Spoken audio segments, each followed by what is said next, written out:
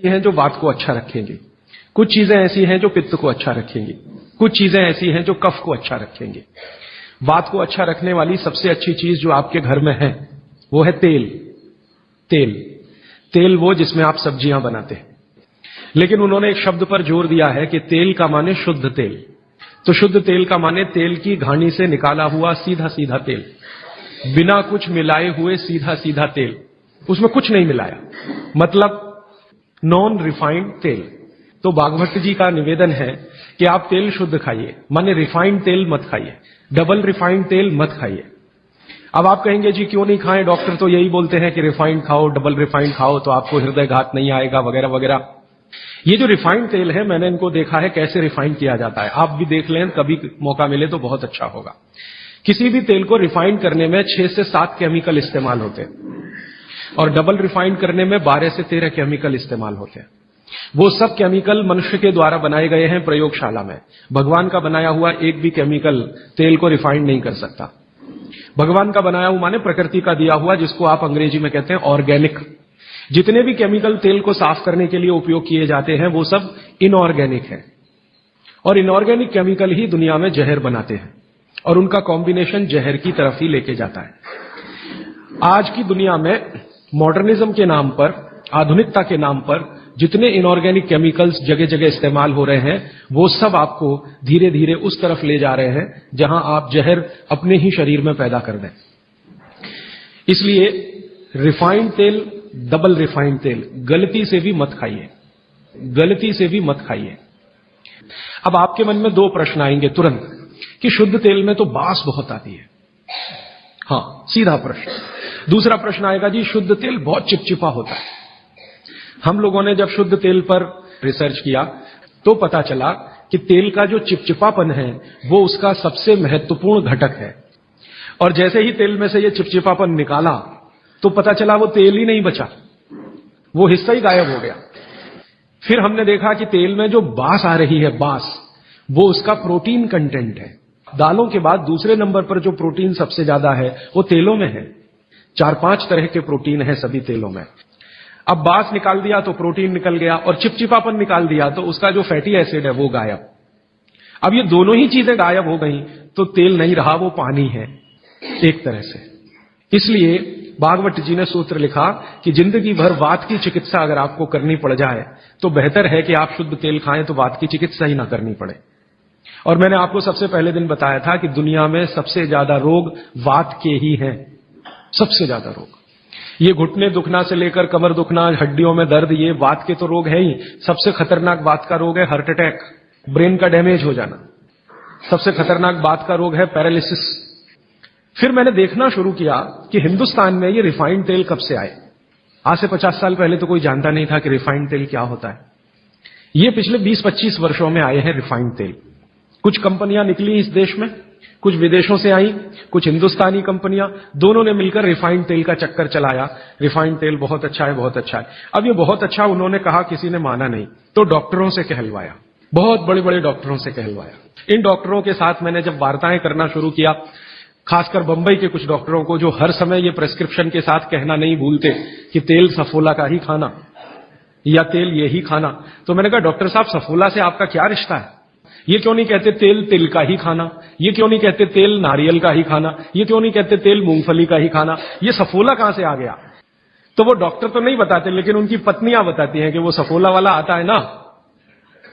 तो डॉक्टर साहब को कभी रेफ्रिजरेटर दे जाता है, कभी टेलीविजन दे जाता है, कभी डॉक्टर साहब और मुझे मिला के नेपाल की यात्रा करा देता है, कभी हमारे बच्चों के साथ हमको अफ्रीका की सफारी दिखा देता है। तो ये है चक्कर सारा कि एक तरह से किकबैक डॉक्टर साहब को प्रत्यक्ष और परोक्ष रूप से मिल रही है। इसलिए डॉक्टर साहब बार बार कह रहे हैं कि सफोला का तेल खाना। अब ये सफोला का तेल हमने लेकर टेस्ट किया लेबोरेटरी में। सूरजमुखी का तेल जो अलग अलग ब्रांड का है वो टेस्ट किया लेबोरेटरी में। दिल्ली में all India institute of medical sciences के कई डॉक्टरों को इसमें इंटरेस्ट हुआ कि बात तो ये गहरी है, इस पे काम करके देखना चाहिए। तो वो डॉक्टरों ने जो कुछ भी निकाल के दिया है रिसर्च के रूप में, है तो बहुत मोटा हिस्सा, अगर बात करूं तो बहुत दिन बीत जाएंगे, उसका निष्कर्ष एक वाक्य में बता देता हूं कि तेल में जैसे ही आप बास को निकालेंगे और उसका चिपचिपापन हटाएंगे, वो तेल ही नहीं रहता, तेल के सारे महत्वपूर्ण घटक निकल जाते हैं। और डबल रिफाइंड में तो कुछ भी नहीं बचता। डबल रिफाइंड तो बिल्कुल छूछ है, कुछ है ही नहीं उसमें, और आप उसको खा रहे हैं। तो तेल के माध्यम से शरीर को जो कुछ चाहिए वो मिलता नहीं। आप बोलेंगे जी तेल के माध्यम से हमारे शरीर को क्या मिलता है। मैं बार बार एक शब्द पे आपको ध्यान लाया, HDL, हाई डेंसिटी लिपोप्रोटीन, ये तेलों में से ही आता है आपके शरीर में। वैसे तो ये लीवर में बनता है, लेकिन तेल खाएं तब, खाएंगे नहीं तो बनेगा नहीं है। तो शुद्ध तेल आप खाएं तो आपके लीवर की मदद से HDL आपके शरीर में बेहतरीन स्थिति में रहे, और ये HDL ही है जो आज की रिसर्च बताती है जो वात को कंट्रोल कर सकता है, HDL ही है। तो आधुनिक विज्ञान का ये HDL और 3500 साल पहले के विज्ञान बाघभट्ट चिकित्सा का तेल, ये दोनों एक ही चीजें हैं। तो आप शुद्ध तेल खाएं तो HDL अच्छा रहे, HDL अच्छा रहे, जिंदगी में हार्ट अटैक आने की कोई संभावना नहीं। आप निसंकोच अपना जीवन बिताइए। फिर एक और महत्व की बात, हमने हमारे कुछ दोस्त लोग हैं इस अभियान में जुड़े हुए, उनके ऊपर एक्सपेरिमेंट किए। खासकर छत्तीसगढ़ में हमारे कुछ मित्र हैं। मैंने कहा भाई आप ऐसा करो, चिकित्सा करनी है तो बाघभट्ट की करो। हाँ ठीक है करेंगे। तुम डॉक्टर बंद कर दो। हाँ बंद कर देंगे। तो ऐसे हमने कुछ हमारे दोस्त इकट्ठे किए जिनको बहुत ज्यादा समस्या है कोलेस्ट्रॉल की, बहुत ज्यादा समस्या है ट्राइग्लिसराइड की, बहुत ज्यादा समस्या है हाई बीपी की। ऐसे कुछ लोग इकट्ठे किए और छत्तीसगढ़ में ये इसलिए किया कि छत्तीसगढ़ भारत में ऐसा एक राज्य है जहां शुद्ध तेल अभी भी मिलता है।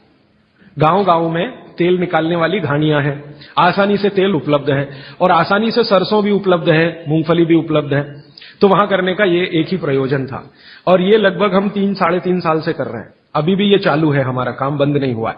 तो वहां हमने जिन जिन लोगों को शुद्ध तेल पर लाया उनका ये बंद करा दिया, रिफाइंड और डबल रिफाइंड, और शुद्ध तेल पर वो आते गए।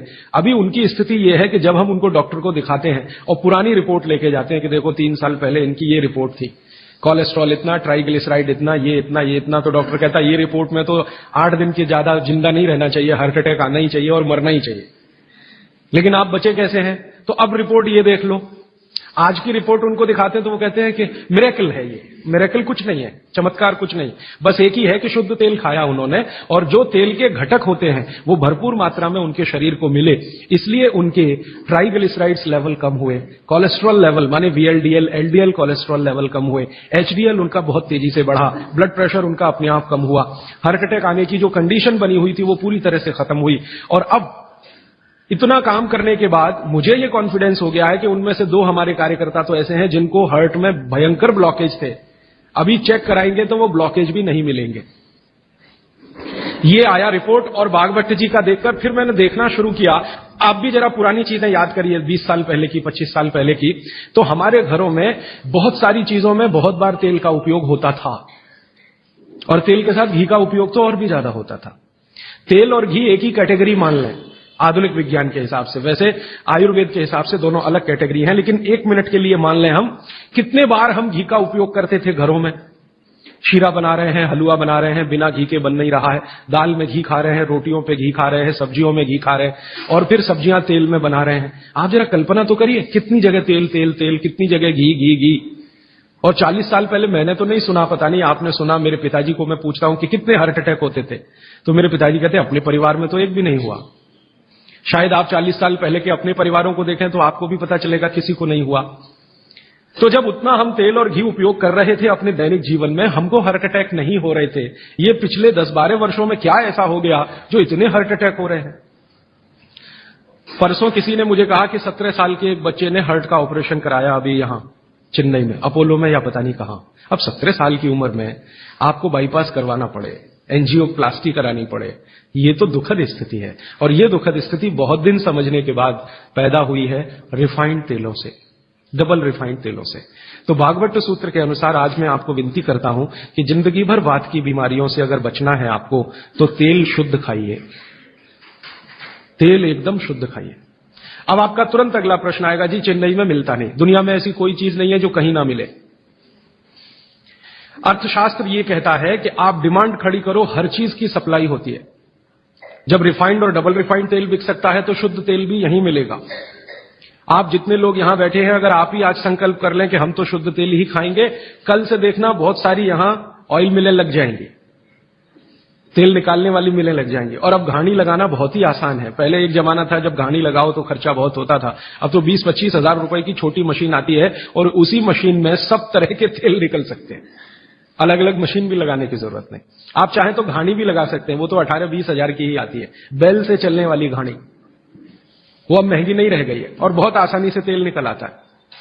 तो इसलिए आप तेल शुद्ध की तरफ बढ़ जाइए। और मैं आपको जो रिसर्च कहती है वो कह रहा हूं कि जिस तेल में चिपचिपापन जितना ज्यादा होगा वो आपके लिए उतना ही उपयोगी है। जिस तेल में बास जितनी ज्यादा होगी वो उतनी ही उपयोगी है। सरसों के तेल के बारे में सारे डॉक्टर्स ऑल इंडिया इंस्टीट्यूट के जो रिसर्च कर चुके हैं वो ये कहते हैं, सरसों के तेल का डब्बा मुंह पे लगाओ और जो आंख में से आंसू तुरंत ना निकले तो समझ लो वो नकली है। उसकी इतनी तेज बास आएगी कि आंख से आंसू निकल ही आएंगे, नाक चलना आपकी शुरू हो ही जाएगी। वो कहते हैं वो उसके शुद्धता की गारंटी है। तो आप इसको अपने जीवन में ध्यान रखें। वात के रोगों को जीवन भर चिकित्सा करनी है तो तेल की मदद से ही सबसे ज्यादा उपयोगी है। और तेल खाने के तरीके आप सब जानते हैं, उन्हें बताने की जरूरत नहीं है कि सब्जी में कितना तेल डालना, दालों में या आपके दूसरे भोजन पकवानों में तेलों का किस तरह से उपयोग करना। मैंने ये देखा हिंदुस्तान में कि हमारे यहां तीज त्योहार होते हैं और हर तीज त्योहार में कुछ खास तरह के व्यंजन और पकवान बनते हैं। मैंने ये देखा है कि कुछ खास तरह के त्योहार में कुछ खास तरह का तेल उपयोग हो रहा है, दूसरे तरह के त्योहारों में दूसरे तरह का तेल उपयोग हो रहा है। उसके पीछे बड़ा साइंस है, बहुत बड़ा साइंस है, बहुत बड़ा विज्ञान है। वो विज्ञान ये है कि जैसे मान लीजिए होली के आसपास के त्योहार, चैत्र के महीने के त्योहार, फागुन और चैत्र के महीने के त्योहार। अब फागुन और चैत्र के महीने के त्योहारों में जो जो पकवान बन रहे हैं आप उन पर अगर नजर डालें तो वो उस मौसम के हिसाब से बहुत ही अनुकूल है। दिवाली के आसपास के जो तीज त्योहार हैं, नवंबर दिसंबर के या अक्टूबर नवंबर के, उनमें जो पकवान बन रहे हैं वो खास तरह के प्रिपरेशन है, बहुत गहरा विज्ञान है। कभी मौका मिला तो इस पे अलग से ही बात करूंगा कि त्योहारों में पकाए जाने वाले जो व्यंजन हैं वो हमारे शरीर को किस तरह की मदद कर रहे हैं। हमारे वैज्ञानिकों ने, माने महर्षियों ने, ये देखा कि जीवन के दिनों में, माने अगर ठंड के दिन है तो शरीर में क्या प्रकोप ज्यादा है, बरसात के दिन है तो शरीर में क्या प्रकोप ज्यादा है, गर्मी के दिन है तो शरीर में कौन सा प्रकोप ज्यादा, प्रकोप माने वात पित्त कफ, ये तीन ही तरह के। तो उनको संयमित रखने के लिए कौन सी चीजें प्रकृति ने दी हैं, तो व्यंजनों में वही चीजें डाली गई हैं। जैसे अब मैं आपको थोड़ा और स्पष्ट करता हूं, ये बात अमूर्त है लेकिन अब थोड़ी मूर्त करता हूं। सर्दी के दिनों में जितने भी त्योहार आप मनाते हैं या जितने भी त्योहारों में आप अपने जीवन को लगाते हैं, ये सब त्योहारों में आप देखो भोजन ज्यादा से ज्यादा आपके हिसाब से गरिष्ठ होता है। प्रिपरेशन कुछ इस तरह के होते हैं, जैसे आप तिल खा रहे हैं, सर्दी के दिनों में भरपूर तिल खाया जाता है और तिल के तरह तरह के व्यंजन बनाए जाते हैं।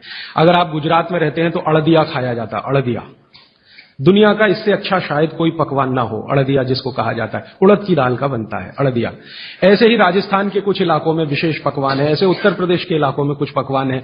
लेकिन अगर महसूस करें तो ये सब भारी हैं, भारी गुरुत्व है इसमें। बागवती जी ने एक शब्द इस्तेमाल किया, गुरुत्व वाले पदार्थ, माने भारी हैं, आसानी से नहीं पचते, धीरे धीरे पचते। अड़दिया तो आसानी से नहीं पचेगा, तिल की चीजें भी आसानी से नहीं पचने वाली हैं।